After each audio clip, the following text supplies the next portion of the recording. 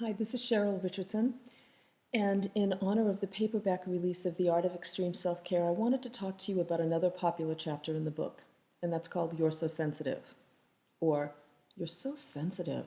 How many times have you heard that? You know, our sensitivity really is our greatest gift. It gives us access to wisdom and insight, makes us highly perceptive in the world, allows us to be more in tune with our intuition so that we're able to hear that voice inside that leads us in the right direction. It allows us to connect more deeply with other human beings because we're present for the connection and the relationship. And it allows us to just experience life, the beautiful nuances of life, the beauty of nature, connection to animals, connection to strangers as we pass through the world. Our sensitivity really gives us access to the richness and the meaning we all long for. Therefore, you need to become fiercely protective of it.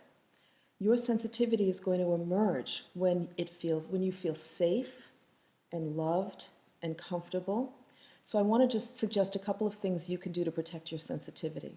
The very first thing you can do is make sure that you start surrounding yourself with relationships that are healing, nurturing, compassionate, relationships where you feel safe to be authentically who you are and to be vulnerable and to let that sensitive part of you out.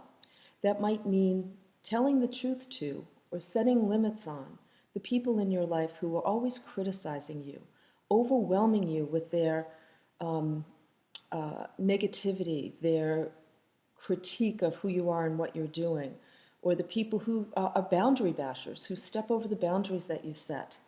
If you have people like that in your life on a consistent basis, your sensitive side is not going to be present. It's not safe to be. So you may need to tell the truth in some of your relationships. You may need to set some limits with people. And honestly, you might need to eliminate some relationships altogether because your sensitivity is an asset and you want it present in your life. You also want to turn down the noise. Radio, TV. Shut the radio off in the car when you're driving to work. Allow your adrenal system to relax so that you can get comfortable with being in that more sensitive arena in your life. And noise just keeps the amygdala revved up and the adrenal system locked in fight or flight. Too much noise. So you want to turn the noise down in your life. I do things like I keep the ringer turned off on my phone at home or on my cell phone.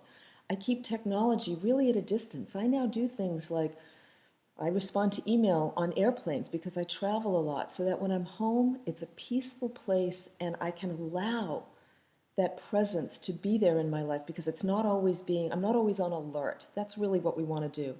You want to turn down the noise so that you're not always on alert, waiting for the next thing that's going to happen.